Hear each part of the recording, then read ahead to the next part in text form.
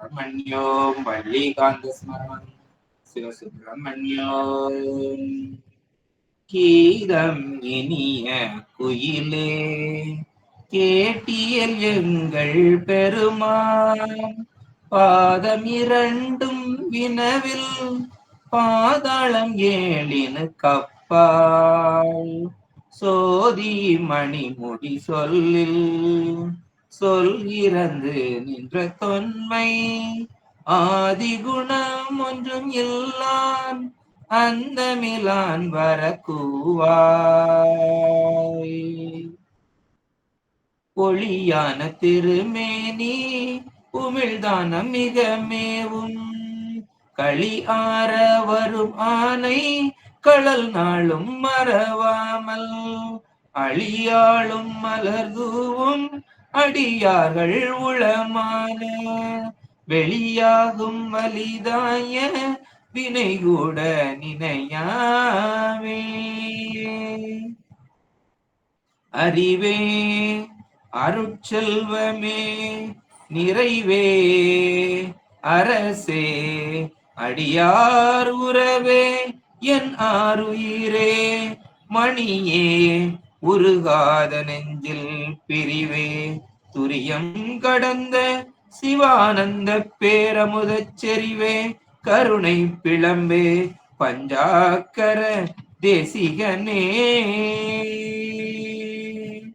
பண்டை மறைவண்டரற்ற பசுந்தேன் ஞானம் வரிந்து ஒழுக சிவகந்தம் பரந்து நார கண்ட இதய கமல முகைகள் எல்லாம் கண்டிரப்ப காசினி மேல் வந்த அருட்கதிரோன் பிண்ட மலர் பொழில் புடை சூழ் வெண்ணை மேவும் மெய் கண்ட தேவன் மிகு செய்வநாதன் புண்டரீக மலர்த்தாளச் சிரத்தே வாழும் பொற்பாதம் எப்போதும் போற்றல் செய்வான்.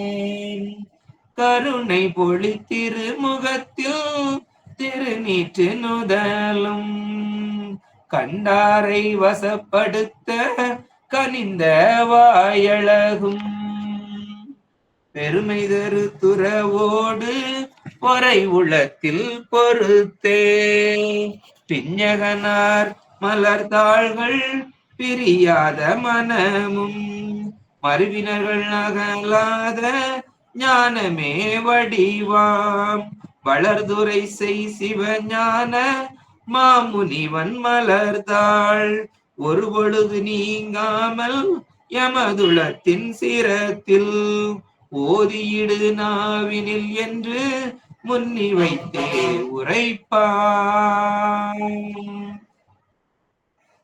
திருச்சிற்றம்பலம்.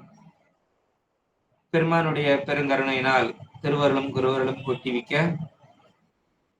மாதவ சிவஞான சுவாமிகளுடைய திருவடிகளை வணங்கி, உமாபதி சிவமையா அவர்களுடைய திருவடிகளை வணங்கி, இளையனுடைய குருநாதருடைய திருவடிகளை வணங்கி, பெருமானுடைய திருவடிகளை வணங்கி, இங்கு கூடியிருக்கக்கூடிய அனைத்து அடியார் பெருமக்களுடைய திருவடிகளை வணங்கி, நாம் உமாபதி சிவமையா அருளி செய்த சிவப்பிரகாசம் என்கின்ற சாத்திர நூலை தொடர் சிந்தனையாக சிந்தித்து வந்து கொண்டிருக்கின்றோம். அந்த தொடர் சிந்தனையில நாம இப்ப இருக்கக்கூடிய பகுதி எது அப்படின்னா 2வது பகுதியில இருக்கிறோம். உண்மை அதிகாரத்துல இருக்கிறோம்.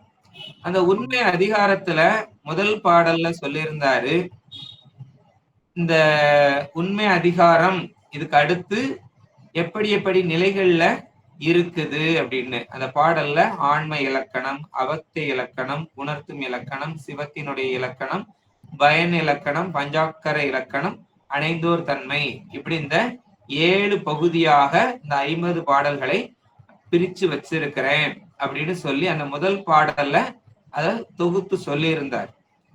அடுத்து இந்த நம்ம முதல்ல அதுல ஆண்மை இலக்கணம் அப்படிங்கறதுல பாக்குறதுல 52வது பாடல்ல பார்த்தோம்.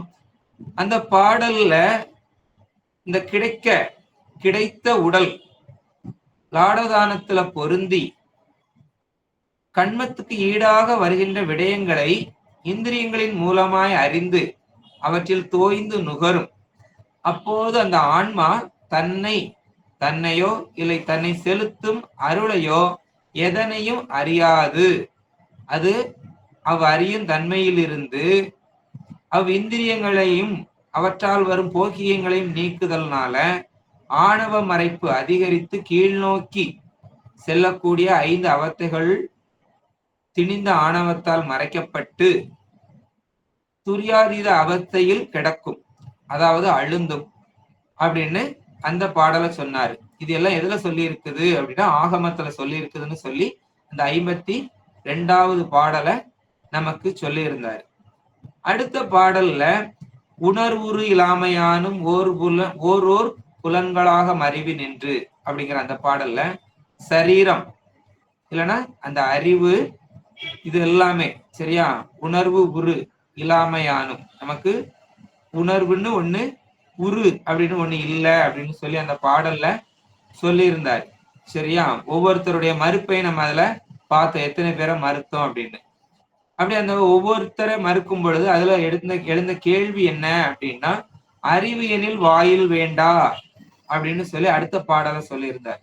இப்போ இந்த அறிவுதான் அப்படின்னு சொல்லியாச்சு, உயிருக்கு வந்து அறிவு இருக்குது அப்படின்னு சொல்லியாச்சு அப்படின்னா அப்ப இதுக்கு அதெல்லாம் வாயில்கள், அந்த பொறிகள்லாம் என்னத்துக்கு அப்படின்னு அதுலயும் ஒரு 5 பேர் என்ன பண்ணணும், அது ஒவ்வொருத்தரும் ஒவ்வொரு சொல்றத அதை எல்லாத்தையுமே குறிச்சு நம்ம மறுத்து சொல்லி உயிர் பொருள் தான் அறிவு அப்படிங்கிறத அதுல பார்த்தோம். அடுத்து 55வது பாடல்லையும் அறிவினால் அறிந்த யாவையும் அசத்தாதல் அரிதி என்றும் அறிவினால் அறியொணாதேல் ஆவதொன்றின்மை தொன்மை அறிவுதான் ஒன்றை முந்தி அது அதுவாக காணும் அறிவு காண் அசத்து மற்றது அறிவனுக்கு அறிவொணாதே அப்படிங்கிற பாடலை கடந்த வகுப்புல நாம பார்த்து நிறைவு செய்திருந்தோம். அப்ப இந்த அறிவு எப்படி காணும் அப்படிங்கறதுலதான் சிறப்பா பார்த்தோம். ஒன்றை காணும், அது முந்தி காணும், சரியா, அதுவாக காணும் அப்படிங்கிறத பார்த்தோம். அப்போ யான் எனது அப்படிங்கிற அந்த தன்முனைப்போட பார்க்கும், சரியா, அகங்காரம் இருக்கும், அதனாலதான் நமக்கு அனுபவமே வருது அப்படிங்கிறதையும் நம்ம ஏற்கனவே பார்த்து இருக்கிறோம். இப்ப அதனுடைய தொடர்ச்சியாக 56வது பாடல்ல இருந்து இன்று சிந்திக்க இருக்கிறோம்.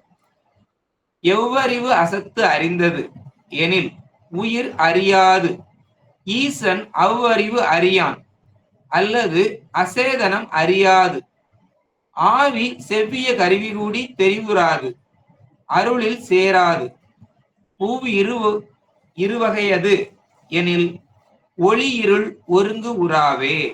இது நமக்கு பாடலாக கொடுக்கப்பட்டிருக்கிறது. அசத்து அறிந்தது, அசத்தை என அறிந்தது, அசத்து அறிந்தது. அவ்வறிவு எனில் எந்த அறிவு என ஆராய்ந்தால், இந்த அசத்துங்கிறத அறிந்தது எந்த அறிவு அப்படின்னு ஆராய்ந்து பார்த்தோமானால் உயிர் ஆன்மா தானாக எதனையும் அறியாது, அறிய மாட்டாது. ஈசன் சிவன் அவ் அறிவு அவ் அசத்தை அறியான், அறிய மாட்டான். அல்லது அசேதனம், அந்த கருவிகரணங்கள் சடம், ஏன்னா கருவிகரணங்கள் சடம், அதனால அதுவும் அறியாது, ஆகையால் அறியா, அவையும் அறிய மாட்டான். ஆவி ஆன்மாவும் செவ்விய கருவி திருந்திய கருவிகரணங்களும் கூடி சேர்ந்து தெரிவுறாது, அறிய மாட்டாது. இந்த கருவிகரணங்கள்ல கூடி அறியவும் மாட்டாது. அருளில், இந்த ஆன்மா அருளில் சேர்ந்து அறியும் அப்படின்னு பார்த்தோம் அப்படின்னா சேரா, பெத்தத்துல ஆன்மாவும் அருளும் கூடாது, அதனால அந்த சேர்க்கையும் அறியாது. இரு வகையது எனில் கருவிகளும் அருளும் ஆகிய இரண்டும் சேர்ந்து அறியும் என்றால் ஒளி இருள் ஒருங்கு உறா, ஒளியும் இருளும் சேர்ந்து நிற்காது. இது வந்து நமக்கு பாடலாகவும் வந்து அதற்குடைய பதவுரையும் நம்ம பார்த்திருக்கிறோம். அப்போ கடந்த பாடல்ல எதை பார்த்தோம் அப்படின்னா, அறிவை வச்சுக்கிட்டு நாம சிவத்தை அறிய முடியாது அப்படிங்கிறதான் அதுல பார்த்தோம், சரியா. அதனுடைய தொடர்ச்சி தான் இந்த பாடல்ல சொல்றாரு. எவ்வறிவு அசத்து அறிந்தது எனில் உயிர் அறியாது ஈசன். இது முதல் வரியில சொல்லப்பட்டிருக்குது. இருக்குது நமக்கு சைவத்துல சொல்லக்கூடிய பொருள்கள் 3 முப்பொருள்கள் தான். சரியா? பதி, பசு, பாசம் 3 பொருள்கள் தான் இருக்குது. அப்போ இந்த முப்பொருள்ல அசத்தை அறிகிற பொருள் எது? அறிவுடையதா? அறிவுடையதுதான் எதனால அறிய முடியும். சரியா? 3 பொருள்ல அசத்தை அறிகிற பொருள் எதுன்னு பார்த்தோம்னா அறிவுடையதான் அறிய முடியும். சரியா? அப்ப உலகத்தை அறிவது எது அப்படின்னா அந்த அசத்துனா உலகு. இந்த உலகத்தை அறியக்கூடியது எது? பதியா, பசுவா, பாசமா அப்படின்னு பார்த்தோம் என்றால் உயிர் அறியாது. இப்ப உயிர் தான் நம்ம. சரியா? பசு அது தானே அறிகின்ற அறிவில்லாதது. அதனால அது அறிய மாட்டாது. அசத்தாகிய உலகை உயிர் அறிந்தது என்று சொன்னால் உயிர் தனித்து நின்று என்ன பண்ணாது? அறியாது. ஆனா தனித்து நின்று அறியும் அப்படின்னு சொல்லக்கூடியவர்கள் யாரெல்லாம் அப்படின்னா ஈஸ்வர அபிகாரவாதி, சிவசமவாதி, ஐக்கியவாத சைவர். இவங்க எல்லாம் என்ன சொல்லுவாங்க?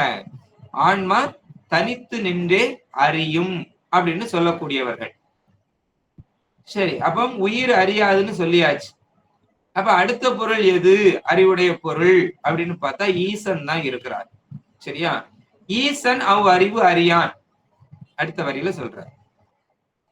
அப்போ பதி அறிவானோ அப்படின்னா அறிதல் என்பது எதற்காக நிகழ்கிறது அப்படின்னு சொல்ல போனால் அறிதல் என்பது அனுபவித்தல். சரியா? அறிதல் என்பது அனுபவித்தலுக்கு தான் நிகழ்கிறது. அப்போ ஆன்மாவுக்கு அனுபவித்தல் உண்டு, அனுபவம் உண்டு.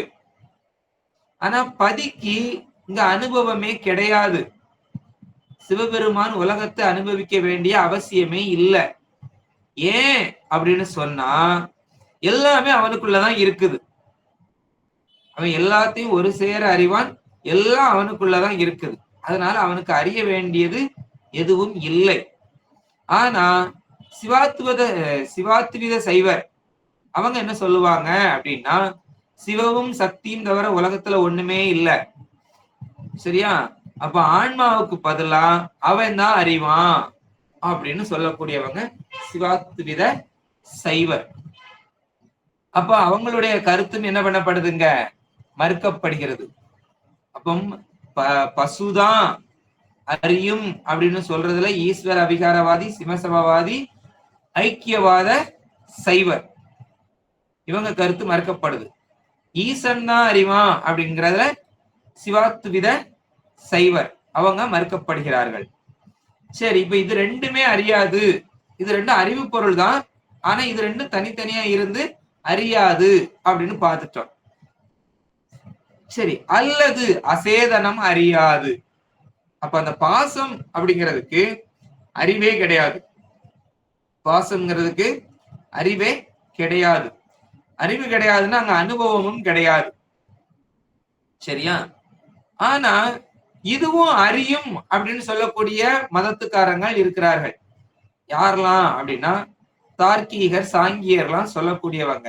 சரியா? என்ன சொல்றாங்க அப்படின்னா கருவிகளே அறியும் அப்படின்னு சொல்லக்கூடியவங்க. கருவிகளுக்கு அறிவே இல்லைன்னு நம்ம சொல்லிக்கிட்டு இருக்கிறோம். அவன் கருவிகளே அறியும்னு சொல்லக்கூடியவங்க. அப்ப அதனால அவங்களுடைய கொள்கைகளும் என்ன பண்ணுது? மறுக்கப்படுகிறது. அப்ப இந்த 3 பொருளுமே அறியாது. பதி அறிய மாட்டான், பசு அறியாது, பாசமும் சடமும் அறியாது. அப்ப இந்த உலகத்தை இந்த 3மே அறியாது அப்படின்னா அறியப்படாத பொருள்கள் எல்லாம் இல்பொருளாக வந்துடும். அனுபவத்துக்கே இல்லாத பொருள் என்ன பொருள்? இல்பொருள். சரியா? நம்ம ஏற்கனவே கடந்த பாடல்கள்ல பார்த்தோம். ஆகாய தாமரை பார்த்தோமா இல்லையா?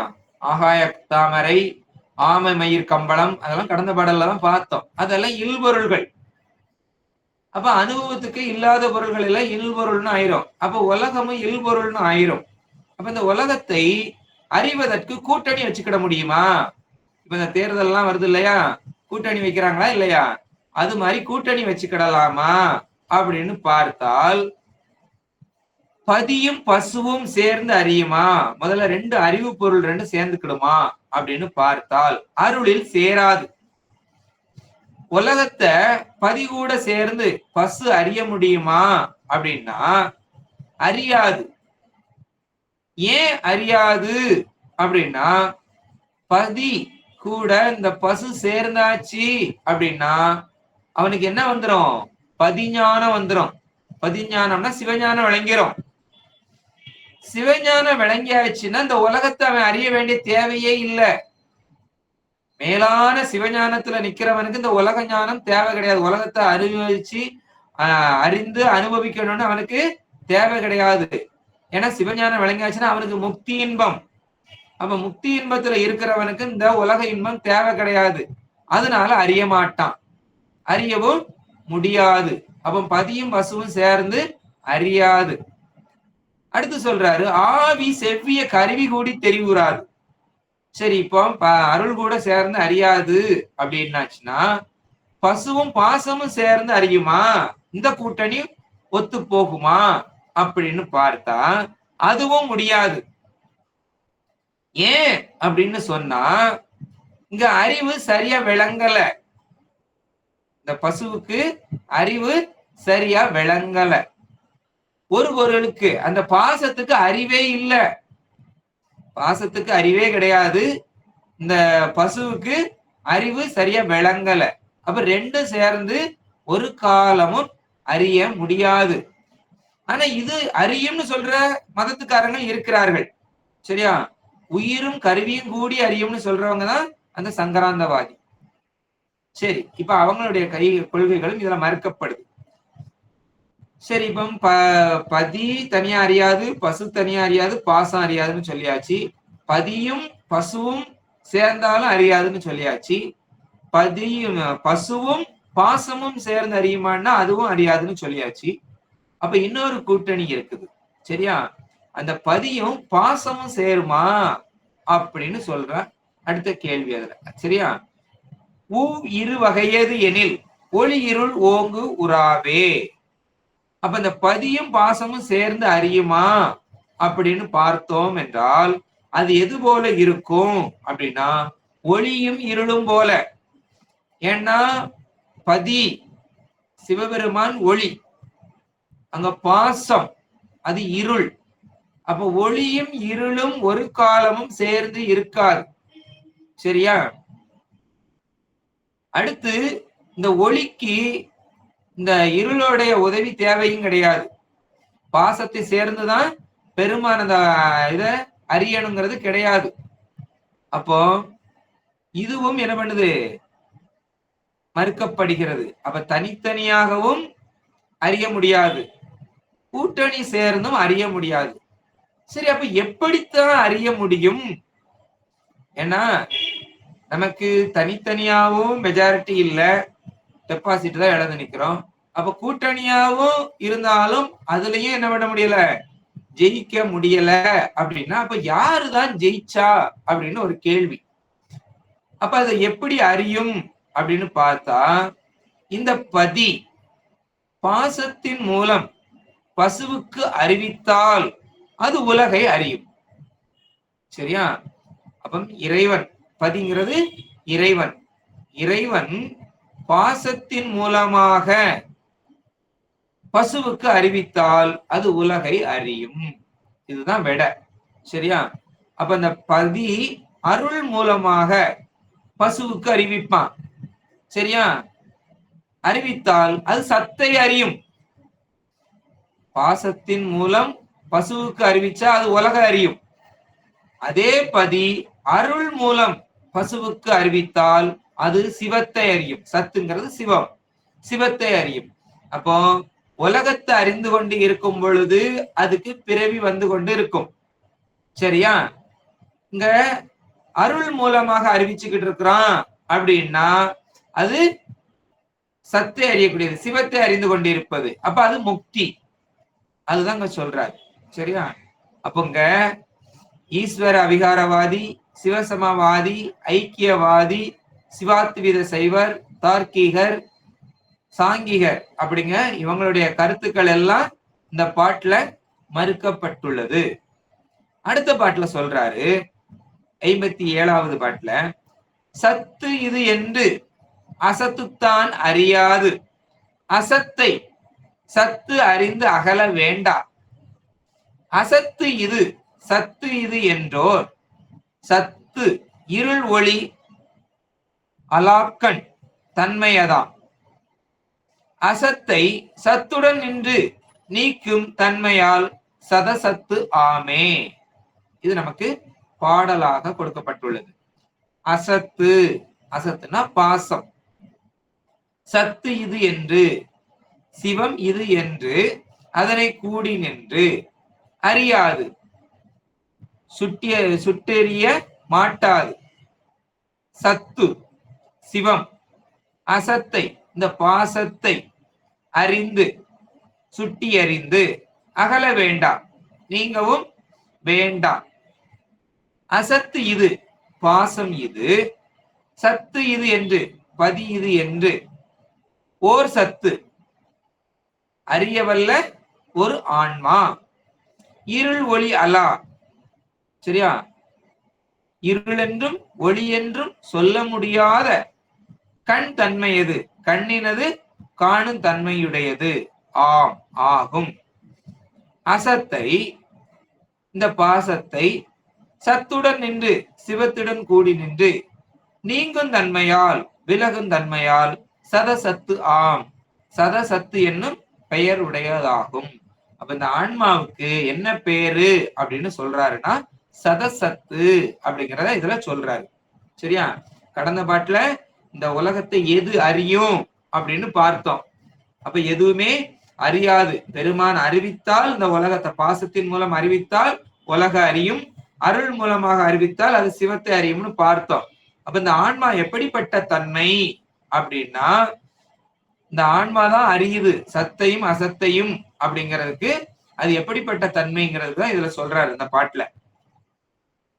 சத்து இது என்று அசத்துதான் அறியாது. அப்ப இந்த சத்தை அறிந்தது எது? சத்து பொருளாகிய சிவத்தை பாசமாகிய உலகம் அறியாது. ஏன் அப்படின்னு சொன்னா அதுக்கு அறிவு கிடையாது. அசத்தை சத்து அகல வேண்டாம். இந்த அசத்தை சத்து அறிந்து அகலமும் வேண்டாம். இப்ப நாம முதல்ல அசத்தை அறிந்து அகன்று அதுக்கப்புறம் சத்தை அறிகிறோம். இப்ப நம்ம எல்லாம் அப்படித்தான். சரியா, முதல்ல சிவபெருமானை அறியணும் அப்படின்னா நமக்கு என்ன வேணும்? முதல்ல இந்த உலகத்தை அறிஞ்சிருக்கணும். உலகத்தை அறிந்து இதுல வேண்டாம், சீச்சி இதெல்லாம் புளிக்குது, வேண்டாம், நமக்கு இனிப்பு தேவை அப்படின்னு இதெல்லாம் விட்ட பிறகுதான் நமக்கு எது கிடைக்குது? சிவத்தை சாருகின்றோம். சரியா, அப்போ அப்படிதான் விட்டு விட்டுதான் நம்ம ஒண்ணு ஒண்ணா கழிச்சுதான் என்ன பண்றோம்? சத்தை அறிகிறோம். அதுபோல இறைவனும் முதல்ல இந்த சத்தை அறிஞ்சு அதை அனுபவிச்சு பார்த்துட்டு அதுக்கப்புறம் அதை விட்டுட்டு இதுல நித்தியமான ஒரு இன்பம் இல்ல அப்படின்னு விட்டுட்டு அதுக்கப்புறம் சத்து பொருளை அறியணும் அப்படிங்கிற அவசியம் அவனுக்கு இல்லை. ஏன் அப்படின்னா அவன் தான் பூரணமான சத்து பொருள், அவன்கிட்டதான் எல்லாம் இருக்குது. அதனால அவன் என்ன பண்ண வேண்டியது இல்ல, ஒண்ணு ஒண்ணா கழிச்சு பார்த்துட்டு இதுல இல்ல இதுல இல்ல இதுல இருக்குது அப்படின்னு ஒண்ணு ஒண்ணா விட்டுட்டு மறுபடியும் போய் அறியணும் அப்படிங்கிறது அவனுக்கு அந்த இது கிடையாது. சரியா, அவன் எப்படி இருக்கிறான்? ஆனந்தமயமா இருக்கிறான், பேரறிவா இருக்கிறான். அதனால அவன் இந்த உலகத்தை அனுபவிக்கணும் அப்படிங்கிற அவசியம் அவனுக்கு கிடையாது. அப்படி அறிந்து அதை விடணுங்கிறதும் அவனுக்கு இல்லை. அப்ப இந்த மூணு பொருள்ல சிவம் அவன் குறைவில்லாத நிறைவு. சரியா, குறைவில்லாத நிறைவு. அதனால எதையும் அவன் என்ன வேண்டியதில்லை, அனுபவிக்க வேண்டியது இல்லை. இந்த பாசத்துக்கு அறிவே இல்லை, பாசத்துக்கு அறிவே இல்லை, அது எதையும் அறியாது. சரியா, அப்ப இந்த மூணு பொருள்ல ரெண்ட கழிச்சாச்சு. பதி அறியவே மாட்டான், அவனுக்கு அனுபவம் கிடையாது, அதனால அவனுக்கு அது தேவையும் கிடையாது. இந்த பாசத்துக்கு அறிவே கிடையாது. சரியா, அப்ப பாசமும் அறியாது. அப்ப ரெண்டையுமே எலிமினேட் பண்ணியாச்சு. இதுக்கு என்ன பேரு அப்படின்னா பாரிஷேட அளவை. சரியா, ஒண்ணு ஒண்ணா நீக்கிட்டு மீதி இருக்கிறது தான் அப்படின்னு சொன்னால் அதுக்கு பெயர் என்னது? பாரிஷேட அளவை. சரியா, அப்பங்க மூணு பொருள்ல ரெண்டு பொருளை நீக்கியாச்சு. மொத்தம் இருக்கிறது மூணு பொருள், அதுல பதிய நீக்கியாச்சு, பாசத்தையும் நீக்கியாச்சு. சரியா, அப்ப இந்த ரெண்டை நீக்கியாச்சு அப்படின்னா வேற யாருதான் இருக்கிறா? பசு மட்டும்தான் இருக்குது. சரியா? அப்ப அந்த ரெண்டையும் அனுபவிக்கணும்னா யாரு அனுபவிப்பா அப்படின்னா பசுதான் அனுபவிக்கும் அப்படின்னு இந்த பாரிஷேட அளவையால நிரூபியாச்சு. அப்ப அதுக்கு அடுத்து சொல்றாரு அசத்து இது சத்து இது. எனவே அந்த சத்து இது அசத்து இது அப்படின்னா என்ன அப்படின்னா சத்தை அறியும் போது அசத்தை அறியாது, அசத்தை அறியும் போது சத்தை அறியாது. சரியா?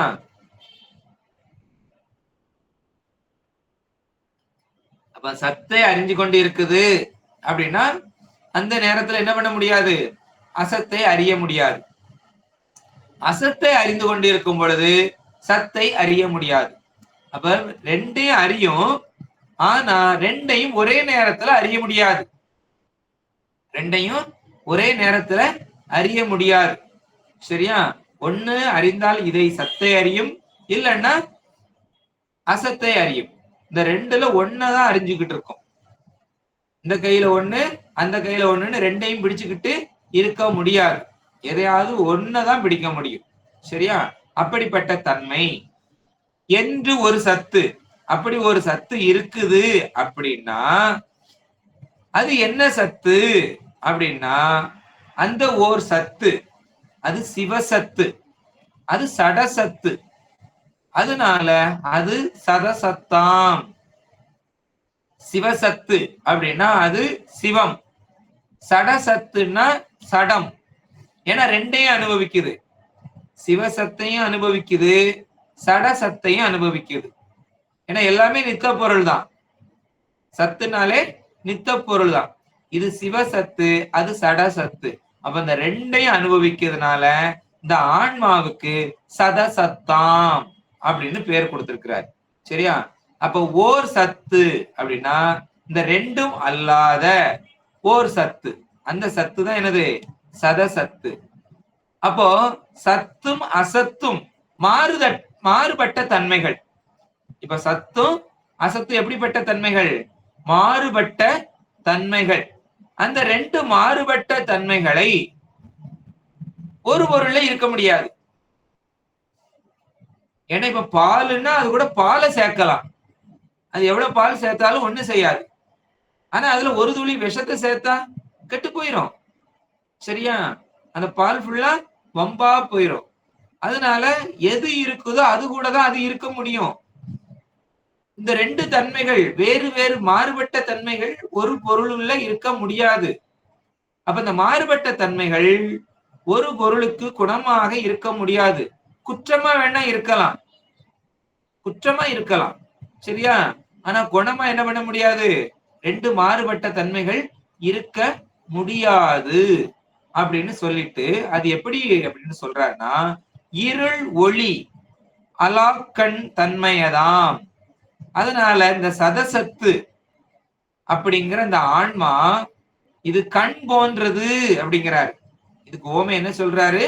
கண் போன்றது அப்படின்னு சொல்றாரு. எப்படி அப்படின்னா அதை ஒளின்னு சொல்ல முடியாது, இருள்னு சொல்ல முடியாது. சரியா? ஏன் அப்படின்னு சொன்னா இங்க தானே காணுகின்ற ஒளியும் அல்ல. கண் தானே எதையும் காணாது. சரியா? ஆனா காணவே முடியாத இருளும் அல்ல, காணவே முடியாத இருளும் அல்ல. அப்ப ஒளி கொண்டு காட்ட காணும். அதனால இதை என்ன சொல்றாரு? கண் போன்றது அப்படின்னு சொல்றாரு. ஒளி காட்டினால் இந்த கண் காணும். சரியா? ஏன்னா காண முடியாத பொருள்னு சொல்ல முடியாது, தானும் காணாது, தனித்து நின்னும் காணாது. அப்போ ஒளி காட்டினால் இது காணும். அப்ப ஒரு பொருள் தேவைப்படுது, அது அந்த கண்ணை விளக்குறதுக்கு ஒரு பொருள் தேவைப்படுது, அது காணணும் அப்படின்னா அதுதாங்க சொல்ற. அதே மாதிரிதான் இந்த ஆன்மா அப்படின்னு சொல்றாரு. அப்ப அசத்தை சத்துடன் நின்று நீங்கும் தன்மையதால் சதசத்து ஆமே அப்படின்னு சொல்றாரு. அப்ப அந்த சத்து அசத்து ஒரு பொருளுக்கு இயல்பாக இருக்க முடியாதுன்னா என்ன சொல்லணும் அப்படின்னு சொன்னால் இந்த ஆன்மாவை சதசத்துங்கிறதுக்கு எப்படி விளக்கம் சொல்லணும் அப்படின்னா, ஏன்னா நம்மளால சத்து சதசத்து அப்படின்னு சொல்லியாச்சுன்னா என்ன பண்ணிருந்தோம், சத்தும் சத்தும் அசத்தும் உடையது அப்படின்னு சொல்லிடுறோம். சரியா? ஏன்னா அதுல சத்தும் இருக்குது, அசத்தும் இருக்குது. அதனால சத்தும் அசத்தும் உடையது அப்படின்னு சொல்றோம். ஆனா அப்படி சொல்லக்கூடாது அப்படின்னு சொல்றாரு. அப்ப எப்படி சொல்லணும் அப்படின்னா, சத்தாம் இயற்கையும் அசத்தாம் செயற்கையும் உடையது அப்படின்னு சொல்லணுங்கிறார். ஏன் அப்படின்னா, சதசத்து சரியா, சத்து என்பது அதற்கு இயற்கை, அசத்து என்பது அதற்கு செயற்கை. செயற்கைனா என்னது, ஒரு காலத்துல நீங்கி போறது. செயற்கைனா என்ன செய்யும், ஒரு காலத்துல நீங்கி விடும். அப்போ அது நீங்கும் அப்படின்னா அது தானே நீங்குமா அப்படின்னா தானே நீங்காது. இந்த ஆன்மாவும் நீக்கி கொள்ளுமா அப்படின்னா ஆன்மாவால அதை நீக்கி கொள்ள முடியாது. அப்ப அதை யார் நீக்குவா அப்படின்னா சத்துடன் நின்று அசத்து நீங்கும். எப்படி, சத்துடன் நின்று அசத்து நீங்கும். சரியா? அப்போ சத்து என்பது அதற்கு இயற்கை, அசத்து என்பது செயற்கை. செயற்கை ஒரு காலத்துல நீங்கக்கூடியது, செயற்கை நீங்கக்கூடியது. நீங்கக்கூடியதாக இருந்தாலும் தானே நீங்காது, ஆன்மாவும் நீக்காது. அப்பம் இன்னொரு பொருள் இருந்துதான் அதை நீக்கணும். அதான் சத்துடன் நின்று. சரியா? அசத்து நீங்கும்.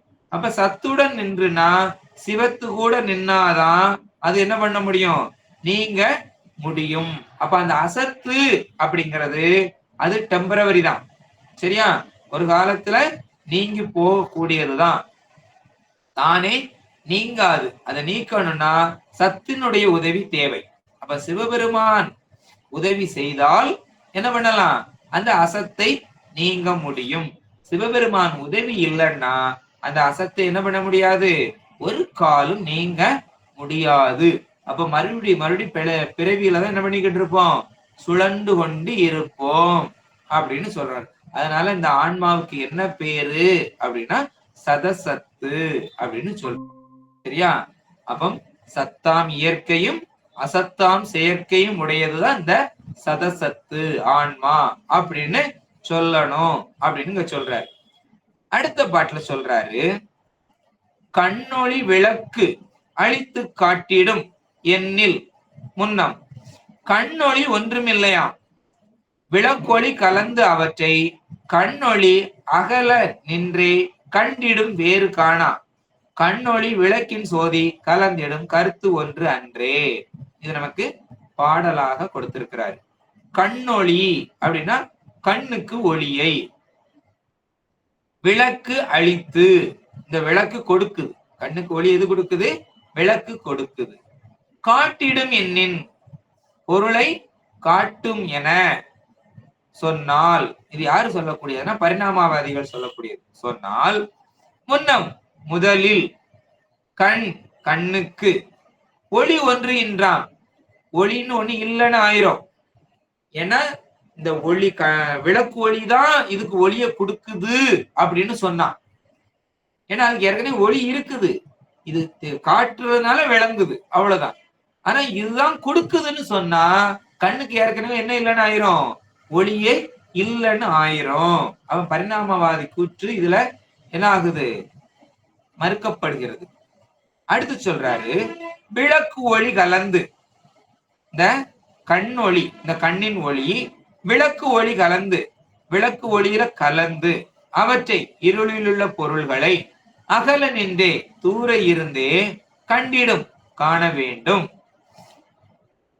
வேறு கண்ணொளி தனித்து நின்று காணா, தனித்து நின்று காண மாட்டாது. கண்ணொளி கண்ணினது ஒளியும் விளக்கின் சோதி விளக்கொளியும் கலந்திடும், கலந்து நிற்கும் என்பது கருத்து. உண்மையாவது சரியா, ஒன்று அன்று வேறு வேற இயல்பின அப்படின்னு இந்த பாட்டுல நமக்கு சொல்றாரு. இதனுடைய விளக்கத்தை நம்ம சிந்திக்கலாம். கண்ணொளி விளக்கு அழித்து காட்டிடும் எண்ணின் முன்னம் கண்ணொளி ஒன்றுமின்மையாம். சரியா? ஒன்றும் ஒன்றுமின்றாம். இது நமக்கு பாடலுடைய முதல் 1.5 வரிகள்ல சொல்றார். கண்ணினுடைய தன்மை எப்படி இருக்குது அப்படின்னு கடந்த பாடல்ல பார்த்தோம். சரியா? பார்த்தோமா இல்லையா? அது ஒளியும் இல்லை, இருளும் இல்லை. கண்ணுக்கு ஒளி இருக்கா இல்லையா அப்படின்னா ஒரு கேள்வி. ஒளி இருக்குதா இல்லையா அப்படின்னு கேள்வி. அதுக்குதான் அதை சொல்றாரு. இப்ப கண்ணுக்கு ஒளி இருந்தால் அது என்ன பண்ணும்? இருட்டுல கொண்டு விட்டாலும் கொஞ்சமாவது தெரியணும். இருட்டுக்குள்ள கொண்டு விட்டாலும் கொஞ்சமாவது தெரியணும். ஆனா அங்க லேசா, சரியா, மினுக்கு மினுக்குனாவது தெரியணும், லேசாவது தெரியணும். ஆனா அங்க என்ன பண்ணல? தெரிய மாட்டேங்குது. இருட்டுக்குள்ள கொண்டு விட்டா கண்ணுல மொத்தமே தெரிய மாட்டேங்குது. எவ்வளவு தட்டி தட்டி முழிச்சு பார்த்தாலும் கண்ணால பார்க்க முடியல இருட்டுக்குள்ள விட்டாச்சுன்னா. சரியா? அப்ப அதுக்கு ஒரு விளக்கு வச்சா நல்லா தெரியும்னு சொல்லலாம். சரியா? இருட்டுல விளக்கு வச்சுட்டோம் அப்படின்னா என்ன பண்ணும்? தெரியும். சரியா? இருட்டுல கொண்டு விட்டா எப்படி இருக்கா அப்படின்னா எப்படி இருப்போம்? குருடனை போல. சரியா? எப்படி இருப்போம்? இருட்டுல கொண்டு உள்ள விட்டாச்சுன்னா குருடனை போல, ஒண்ணுமே தெரியாது. சரியா? குருடனும் நம்மளும் எப்படிதான் இருப்போம்? ஒண்ணு போலதான் இருப்போம். அவன் எப்படி ஒண்ணும் தெரியாம தடவிக்கிட்டு இருப்பானோ அதே போலதான் நம்மளும் என்ன பண்ணுவோம்? தடவிக்கிட்டே இருப்போம். சரியா? அப்ப அந்த கண்ணுக்கு ஒளி இருந்தா கொஞ்சமாவது தெரியணும். இங்க என்ன பண்ண மாட்டேங்குது? ஒண்ணுமே தெரிய மாட்டேங்குது. அப்ப ஒளி இருக்குன்னு எப்படி சொல்றது? அப்ப அந்த கண்ணுக்கு ஒளியே இல்ல அப்படின்னு தான் கேள்வி. அவன் சொல்றான். சரியா? ஒளி இருக்குதுன்னு சொன்னா அங்க ஒளியே இல்ல அப்படின்னு தான் சொல்றான். அப்ப ஒளியே இல்லைன்னு சொல்லியாச்சுன்னா விளக்குதான் அதுக்கு ஒளியை தருது. ஏன்னா விளக்கு வச்ச பிறகுதான் என்ன பண்ணுது? கண்ணு பார்க்குது. அப்ப விளக்குதான் என்ன பண்ணுது? ஒளியை கொடுக்குது அப்படின்னு சொல்றான். சரியா? அப்படி சொன்னால் குருட்டு கண்ணு உள்ளவனுக்கு முன்னாடி விளக்கு வைக்கணும். அப்படி குருட்டு கண்ணு முன்னாடி உள்ளவனுக்கு விளக்கு வச்சு கொண்டு காட்டுனா கண்ணு இருக்குல்ல அவனுக்கு, கண்ணு இருந்தா கண்டிப்பா என்ன பண்ணணும்? விளக்கு வச்சு பார்த்தாச்சுன்னா தெரியணும். அப்போ குருட்டு கண்ணு முன்னாடி கொண்டு விளக்க வச்சா அவனுக்கு தெரிய மாட்டேங்குது. நீங்க விளக்குனாலதான் கண்ணுக்கு ஒளி வருது அப்படின்னு சொன்னா கண்ணு எல்லாத்துக்கும் இருக்குது. சரியா? கண்ணு எல்லாத்துக்கும் இருக்குது. ஆனா நமக்கு இருட்டுல இருக்கும்போது தெரியல. ஆனா அதுல விளக்கு வச்சாச்சுன்னா தெரிஞ்சுது. இப்ப அவன் சொன்னா அதனாலதான் நமக்கு விளக்குனாலதான் கண்ணே தெரிஞ்சதுன்னு சொல்றான். அப்ப நம்ம என்ன சொல்றோம்? அப்ப குருட்டு கண்ணை கொண்டாந்து வைங்க. குருட்டு கண்ணு முன்னாடி விளக்க வச்சா தெரியுமா தெரியாதா? தெரியாது. சரியா? அதனாலதான் காணும் கண்ணுக்கு அப்படின்னு சொல்லுவார் 11வது சூத்திரத்துல. சரியா? காணும் கண்ணுக்கு. அப்ப அங்க என்னதெல்லாம் நீக்கப்படுது அப்படின்னு பார்த்தோம்னா படல கண்ணும் குருட்டு கண்ணும் நீக்கப்படுது. காணுகின்ற தன்மை உடைய கண்ணுக்கு. சரியா? அதுக்குத்தான் விளக்கு வந்து என்ன பண்ணும்? உதவி செய்யும். எல்லா கண்ணுக்கும் விளக்கு உதவி செய்யாது. அடுத்த வரியில சொல்றாரு, விளக்கொளி கலந்து அவற்றை கண்ணொளி அகல நின்றே கண்டிடும் வேறு காணா. இப்ப நாம இருட்டுல கொண்டு வச்சாச்சு. சரியா? நம்மள என்ன பண்ணி வச்சிருக்கிறோம்? இருட்டுக்குள்ள கொண்டு நிக்கிறோம்னு வச்சுக்கோங்க. எல்லாரும் போய் இருட்டுக்குள்ள நிக்கிறோம். இருட்டுக்குள்ள நிக்கும் போது தூரத்துல ஒரு வெளிச்சம் இருக்குது. அங்க ஒரு ஆள் நிக்கிறார். சரியா? தூரத்துல ஒரு விளக்கு இருக்குது. அங்க ஒரு ஆள் இருக்கிறார். இங்க இருந்து பார்த்தா தெரியுமா தெரியாதா அப்படின்னா தெரியும். சரி, நம்ம இருட்டுக்குள்ள நிப்போம். அவங்க ஒரு 1/2 கிலோமீட்டர் தூரத்துல நின்னாலும் அங்க ஒரு ஆள் இருந்தால் அந்த ஆள் இருக்கிறாங்க அப்படிங்கிறது தெரியும். சரியா? நம்ம எங்கதான் இருக்கிறோம்? இருட்டுலதான் இருக்கிறோம். ஆனா நம்ம கண்ணுல ஒளி படல. அப்படி படாம இருந்தாலும் தூரத்து வெளிச்சத்துல இருக்கிற பொருளை நம்மளால என்ன பண்ண முடியுது?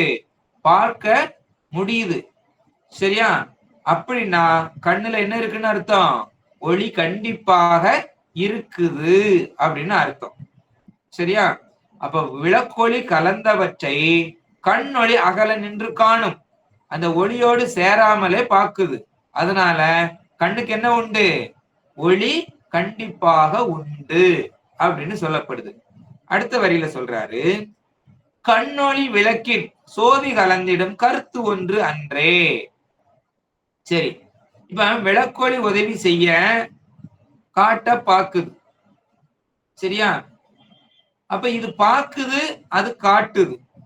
கண்ணு பார்க்குது, விளக்கு காட்டுது. ரெண்டு பேரும் சேர்ந்து பொருளை பார்க்கிறாங்க. ஏன்னா ரெண்டு பேரும் சேர்ந்ததுனாலதானே பார்க்க முடியுது ஒரு பொருளை. அப்ப என்ன பண்றாங்க? ரெண்டு பேரும் சேர்ந்து பொருளை பார்க்கிறாங்க. அப்ப அந்த ரெண்டு பேருடைய பங்களிப்பு. சரியா? இப்ப நம்ம ஒரு தொழில் பண்றோம் அப்படின்னா பார்ட்னர்ஷிப். சரியா? ரெண்டு பேரும் சேர்ந்து தொழில் பண்ணணும் அப்படின்னா என்ன பண்ணுவாங்க? பாதி பாதி அமௌண்ட் போடணும். ஷேர், ரெண்டு பேருக்கு ஈக்குவல் ஷேர். இவங்களும் 50% பங்களிக்கணும், அவங்களும் 50% பங்களிக்க வேண்டும். அதுதான் என்னது? பார்ட்னர். சரியா? அப்ப இங்க கண்ணும் ஒளியும் சேர்ந்துதான் ஒரு பொருளை பார்க்க முடியுது. அப்ப ரெண்டு பேருடைய பங்களிப்பும் 50-50%, 50-50 ஷேரா அப்படின்னா அப்படி இல்ல அப்படின்னு சொல்ற. சரியா? ஆனா பங்களிப்புன்னா எப்படி இருக்கணும்? பாதி பாதியா தான் இருக்கணும். அதுதான் உண்மையான முழுமையான பங்களிப்பு. நான் 50%, நீ 50% அப்படின்னு. ஆனா இங்க அப்படி இல்ல அப்படின்னு சொல்ற. சரியா?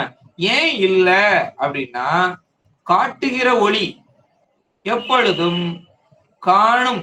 சரியா? காட்டுகிற ஒளி எப்பொழுதும் எப்படி இருக்கணும் அப்படின்னா சூக்குமமா இருக்கணும்.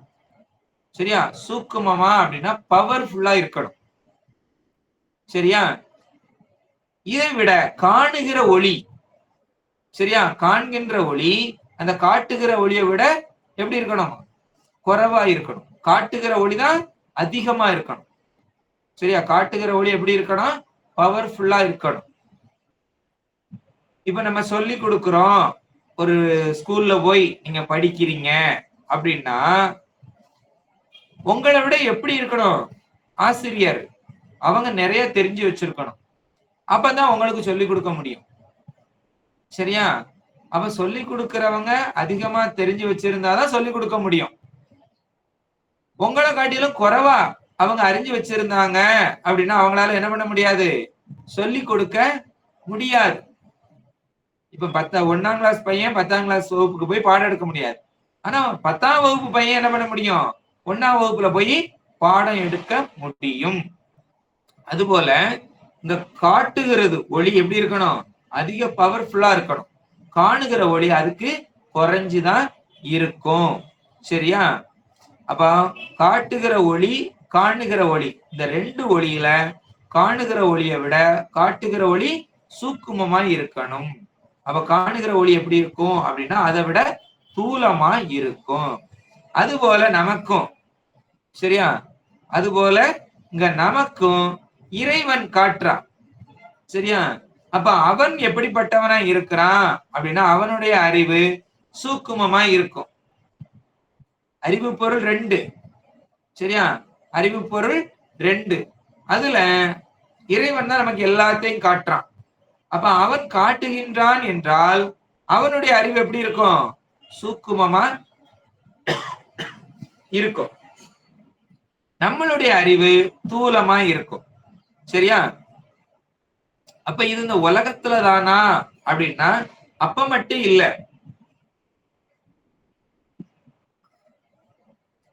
எப்பெல்லாம் அப்படின்னா இது முக்தி அடைஞ்சாலும் இது போலதான் இருக்கும்.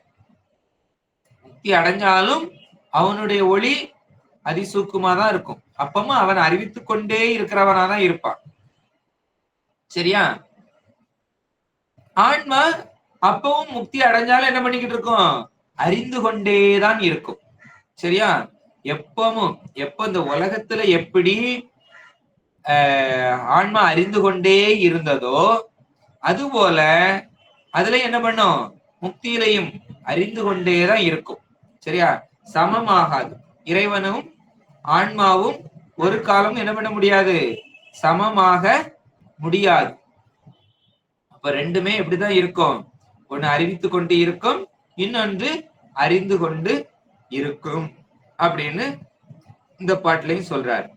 அப்ப இன்னைக்கு நம்ம பார்த்திருக்கிறது 3 பாடல்கள் பார்த்திருக்கிறோம். சரியா? அப்ப இந்த 3 பாடல்ல பாடல்ல என்ன சொன்னாரு அப்படின்னா, இந்த எந்த அறிவு சரியா இந்த உலகத்தை அசத்தை அறிந்தது அப்படின்னு கேள்வி வந்தது அப்படின்னா, அது பதியா பசுவா பாசமா அப்படின்னு பார்த்தோம் அப்படின்னா, என்ன பண்ணல? பசு அறியாது, பாசமும் அறியாது, பதியும் அறிய மாட்டான் அப்படின்னு பார்த்தோம். சரியா?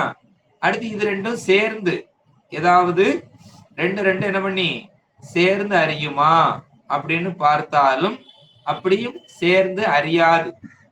பதியும் பசுவும் சேர்ந்தா அங்க முக்தி நிகழ்ந்து விடும், அதனால பசுவுக்கு அறிய முடியாது. சரி,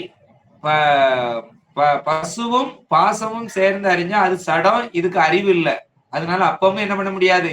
அறிய முடியாது. சரி, பதியும் பாசமும் அறியுமா அப்படின்னா, பதி எல்லாம் அறிந்தவன், இந்த பாசத்து மூலமா தான் அவனுக்கு எதுவும் அறிஞ்சுக்கிடணும்னு தேவையில்லை, அதனால அந்த கூட்டணிகளும் தோல்வியை தழுவுகின்றன. அப்ப எப்படிதான் அறியும் அப்படின்னா, இறைவன் பதி அறிவித்தால் என்ன பண்ண முடியும்? இந்த பாசம் பாசத்தின் மூலமாக அறிவித்தால் பசு அறிந்து கொள்ளும் எத? உலகத்தை. அதே இறைவன் அருள் மூலமாக அறிவித்தால் அது சிவத்தை அறிந்து கொண்டு இருக்கும் அப்படின்னு அந்த பாட்டுல பார்த்தோம். பாட்டுல இந்த சத்தது சரியா, சத்து இது என்று அசத்துத்தான் அறியாது அப்படிங்கிற பாட்டுல இதுல எது அறிஞ்சது அப்படின்னா, சத்தை அசத்து அறிய வேண்டாம். சரியா? சத்தை அசத்தை சத்து அறிஞ்சுக்கிட்டு இருக்க வேண்டாம் அப்படின்னு பார்த்தோம். சரியா? அப்போ இந்த 2வது பாட்டுல சரியா, பாரிஷேட அளவையால என்ன பண்ணணும்? அது இல்ல இது இல்லைன்னு ஒண்ணா விளக்கணும். சரியா? பாரிசேட அளவை அப்படின்னா இருக்கிற பொருள்கள்ல நீக்குவது, நீக்கிட்டு இந்த பொருள் தான் அப்படின்னு அதை உறுதி செய்வது. அப்படி உறுதி செய்யும் பொழுது பதியையும் பாசத்தையும் நம்ம விளக்கிட்டோம். சரியா? டெர்மினேட் பண்ணியாச்சு. அப்ப அப்படி ரெண்டையும் விளக்கியாச்சுன்னா இருந்தது எது மட்டும்தான்? பசு மட்டும்தான். அப்ப அறியக்கூடிய பொருள் எது அப்படின்னா அந்த பசுதான் அப்படின்னு பார்த்தோம். அதுவும் எப்படி அறியும் அப்படின்னா, சத்தை அறியும் போது அசத்தை அறியாது, அசத்தை அறியும் பொழுது சத்தை அறியாது, எதையாவது ஒன்ன மட்டும்தான் அறிஞ்சு கொண்டே இருக்கும் அப்படின்னு பார்த்தோம். அதனால அதுக்கு என்ன பேரு அப்படின்னா சதசத்து அப்படின்னு பார்த்தோம். அதுக்கு என்ன பேரு? சதசத்து. சதசத்துன்னா என்ன டெபினிஷன் அப்படின்னா, சத்தாம் இயற்கையும் அசத்தாம் செயற்கையும் உடையது அப்படின்னு சொல்லணும். அதுதான் சதசத்து அப்படின்னு அந்த டெபினிஷன் சொன்னோம். அப்போ இயற்கைனா அது எப்பொழுதும் மாறாதது, செயற்கைனா ஒரு காலத்துல நீங்குவது. அப்ப அதுக்கு அந்த செயற்கைங்கிறது தன்னால நீங்குமா அப்படின்னா தன்னால நீங்காது. சரி, இந்த பசுவை நீக்கி விட்டுருமா அப்படின்னா பசுவும் என்ன பண்ணாது? நீக்கி விடாது. அப்போ யாரு நீக்கி விடுவா அப்படின்னா சத்துடன் கூடி நீங்கும்னு. சரியா? சத்துடன் நின்று அசத்து நீங்கும். அப்போ சத்தாகிய சிவன் தான் என்ன பண்ணணும்? அத நீக்கணும். அப்படி இல்லைன்னா ஒரு காலமும் நமக்கு நீக்க முடியாது அப்படின்னு பார்க்கும். சரியா? அடுத்த கடைசி பாட்டுல அது எது போல அப்படின்னா கண்ணு போல அப்படின்னு பார்த்தோம். அப்ப இந்த கண்ணுக்கு தானே விளங்குகின்ற ஒளி இருக்கா, இல்ல விளக்கு ஒளிதான் அதுக்கு காட்டுதா அப்படின்னா தானேவும் எதையும் பார்க்காது. சரியா? விளக்கு அதுக்கு பார்க்கக்கூடிய தன்மை இல்லைன்னு சொல்ல முடியாது. சரியா? விளக்கு ஒளி காட்டினால் காணும் அப்படின்னு பார்த்தோம். அதே போலதான் இந்த ஆன்மாவும் தானே எதையும் அறியாது, சடம் போல எதையும் அறியாமலும் இருக்காது. பெருமான் அறிவித்தால் இது என்ன பண்ணிக்கிட்டு இருக்கோம்? அறிந்து கொண்டு இருக்கும் அப்படின்னு இந்த பாட்டுல என்ன பண்ணிருக்கிறோம்? பார்த்து இருக்கிறோம். சரியா? இன்னும் 59வது பாடல். இத வருகிற அமர்வுல இருந்து நாம் சிந்திக்கலாம். இத்தனை நேரமும் பொறுமையாக கேட்டுக்கொண்டிருந்த அடியார் பெருமக்களுடைய திருவடிகளை வணங்கி வாழ்த்தும் குருமரபு வாழ்த்தும் கூறி விடைபெற்றுக் கொள்கிறேன். திருச்சிற்றம்பலம்.